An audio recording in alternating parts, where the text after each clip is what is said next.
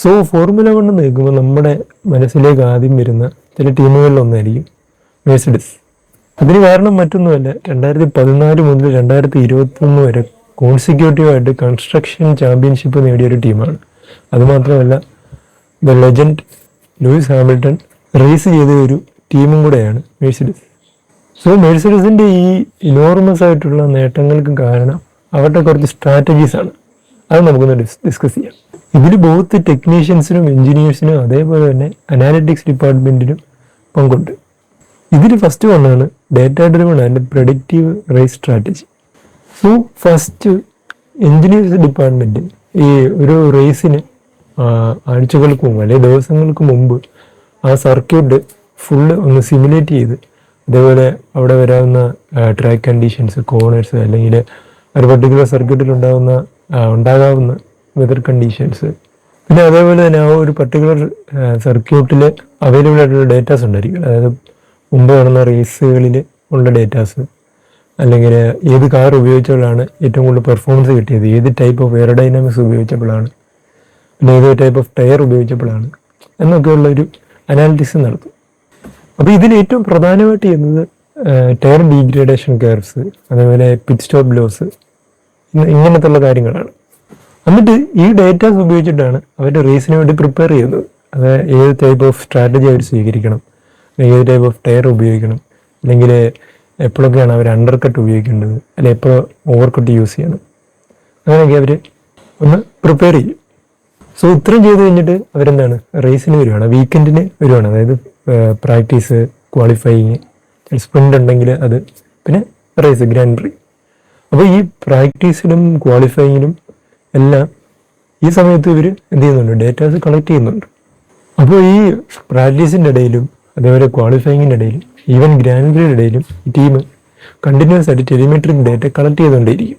അപ്പോൾ ഇതിനകത്ത് കാറിൻ്റെ ഫ്യൂവൽ ഫ്ലോ, കാറിൻ്റെ വെയിറ്റ് ലോസ്, അതുപോലെ ടയർ ഡീഗ്രേഡേഷൻ, അങ്ങനെ പല ടെക്നിക്കൽ അനാലിറ്റിക്സും കണ്ടിന്യൂസ് ആയിട്ട് കളക്ട് ചെയ്തുകൊണ്ടേയിരിക്കും. ഒരു ഈ ലൈവ് ഡേറ്റ കണക്ഷനിൽ ആ ഒരു സർട്ടിക്യൂട്ടിൻ്റെ വെതർ കണ്ടീഷൻസും ഉണ്ടായിരിക്കും. എന്നിട്ട് ഈ കളക്ട് ചെയ്ത ഡേറ്റാസ് ഒരു മെഷീൻ ലേണിംഗ് അൽഗോരിതത്തിലേക്ക് ഫീഡ് ചെയ്യും.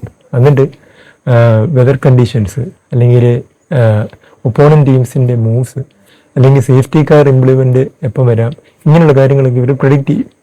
ഇങ്ങനെ കിട്ടുന്ന പ്രഡിക്ഷനിലൂടെ അവർക്ക് എന്ത് ചെയ്യാം, അവർ വെച്ചിരിക്കുന്ന ആ പ്ലാനിൽ സ്ലൈറ്റ് ആയിട്ടുള്ള വേരിയേഷൻസ് കൊണ്ടുവരാം.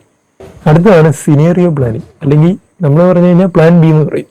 അതായത് ഇവർ ഈ അൽഗോരിതംസ് ഉപയോഗിച്ച് പ്രെഡിക്റ്റ് ചെയ്ത് വെച്ചിട്ട് അവരുണ്ടാക്കിയിരിക്കുന്ന ആ പ്ലാൻ അല്ലാതെ റിയൽ റേസിൽ എന്തെങ്കിലും അൺപ്രഡിക്റ്റബിൾ ആയിട്ട് സംഭവിച്ചു കഴിഞ്ഞാൽ, എക്സാമ്പിളായിട്ട് അവർ പ്ലാൻ ചെയ്തതല്ലാതെ പെട്ടെന്ന് സേഫ്റ്റി കാർ ഇംപ്ലിമെൻ്റ് ആവുകയോ, അല്ലെങ്കിൽ പെട്ടെന്ന് വെതർ ചേഞ്ച് വരികയോ, അല്ലെങ്കിൽ ഒട്ടും വിചാരിക്കാത്ത സമയത്ത് പെട്ടെന്ന് ടയർ ഡീഗ്രേഡേഷൻ ഉണ്ടാവുകയോ ഒക്കെ ചെയ്തു കഴിഞ്ഞാൽ അതിന് ബദലായിട്ട് അവരൊരു പ്ലാൻ ബിയും കൂടെ സെറ്റ് ചെയ്യും.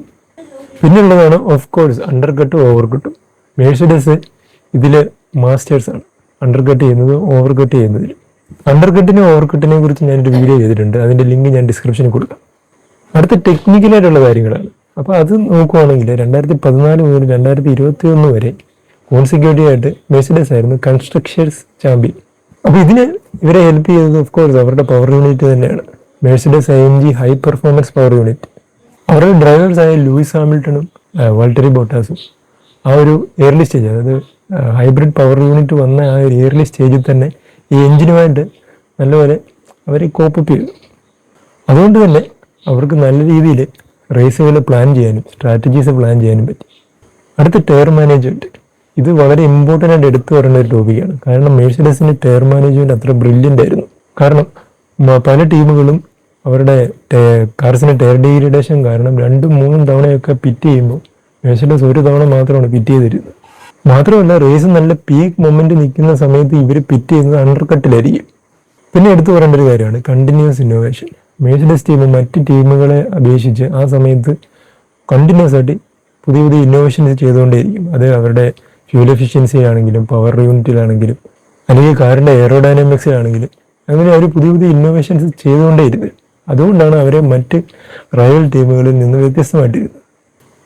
ഞാൻ ഈ പറഞ്ഞ ഈ ടെക്നീഷ്യൻസിൻ്റെ ഈ കാര്യമാണെങ്കിൽ അല്ലെങ്കിൽ സ്ട്രാറ്റജി പ്ലാൻ ചെയ്യുന്ന കാര്യങ്ങൾ ഇതെല്ലാ ടീമുകളും ചെയ്യുന്നതാണ്. പക്ഷെ മെഴ്സിഡസിൻ്റെ കാര്യം എടുത്തു വരാൻ കാരണം അവരുടെ ആ ഡിസിപ്ലിനും അവരുടെ ആ ഒരു ഡെഡിക്കേഷനുമാണ്. ആ ഒരു സമയത്തുണ്ട് 2014 മുതൽ 2021 വരെ അവരുടെ ആ ഒരു ഡോമിനൻസ്, അതിന് കാരണം ഈ പറഞ്ഞ കാര്യങ്ങളാണ്. ഇത്തരം കാര്യങ്ങൾ അവർ പെർഫെക്റ്റായിട്ട് ചെയ്തു. അതുകൊണ്ടാണ്. ഇതിൽ വീണ്ടും കുറേ കാര്യങ്ങളുണ്ട്. ഇപ്പോഴും മെഴ്സിഡസ് മോശമൊന്നുമില്ല, നല്ല ടീം തന്നെയാണ്. അവരുടെ ഡ്രൈവേഴ്സ് ആണെങ്കിലും അടിപൊളി ഡ്രൈവേഴ്സാണ്. ഈ ഒരു ടോപ്പിക്കിനെ കുറിച്ച് നിങ്ങൾക്ക് എന്തെങ്കിലും ഫാക്ട്സ് അറിയാമെങ്കിൽ അതൊന്ന് കമൻറ്റ് ചെയ്യണേ. സോ വീണ്ടും മെഴ്സിഡസിന് ആ പഴയൊരു സുവർണ്ണകാലം വീണ്ടും വരുമെന്ന് നമുക്ക് പ്രതീക്ഷിക്കാം.